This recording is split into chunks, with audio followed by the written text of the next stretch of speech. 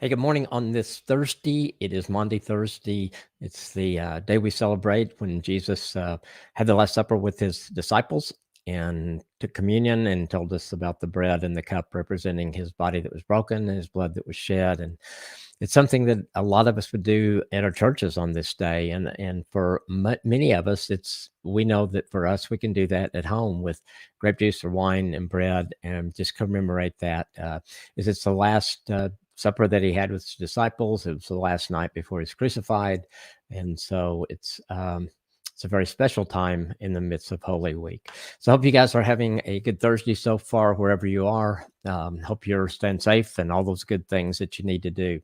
I want to talk just a minute. This week, we've been talking about my book, 7 Secrets to an Awesome Marriage.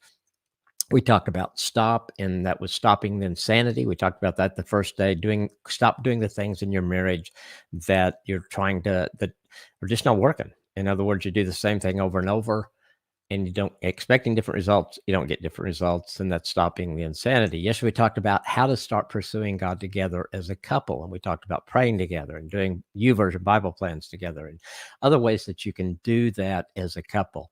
The third key is connect, the art of listening and being present.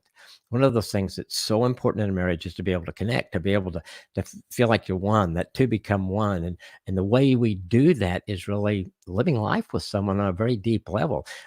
We all can talk well, or most of us can, and then we don't listen well. And when we can say, well, yeah, we're together, we watch this and that, but we weren't really present with each other. So how do you connect instead of just coexisting? And today, most of us are together a lot more. We're in the same house a lot. And so many of us are. And so how do we make that a time of connection and not just coexisting? Well, there's a few things that I think go into it. One, I think it's having compassion for each other. What a great time to practice that, when we can get a little irritable, get a little frustrated, those kind of things. Just realize that you're both going through things. You may go through different stages or grief or emotions at different times, and just accept it, just having compassion with each other.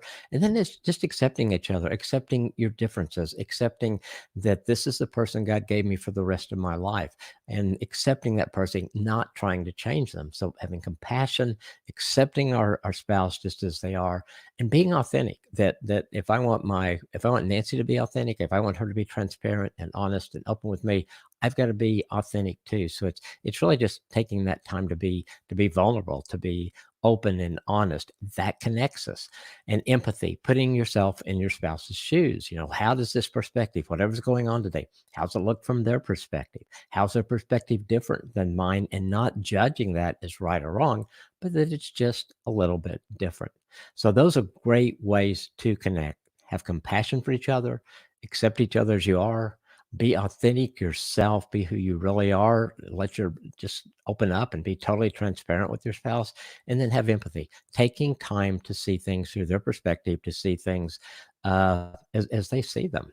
So that's kind of what we talked about today. Tomorrow we'll talk about the fourth secret. You can always get all kinds of information from awesomemarriage.com. I don't have a banner on it, but also our YouTube channel, Awesome Marriage YouTube channel. There's lots and lots of videos on there.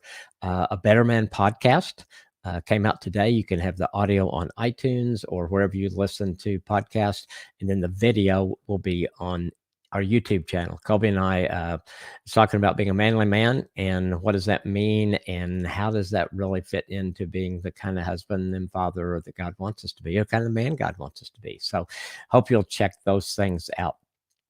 Always, you can send us questions and all that good stuff at drkim@awesomemarriage.com. Don't forget about all the YouVersion plans. You can go in the YouVersion app, put my name in, you'll see 40 plans, hopefully give you some things to do to grow your marriage. Hope you guys have a great day. Stay safe, social distance, be grateful, be generous, and I'll talk to you tomorrow.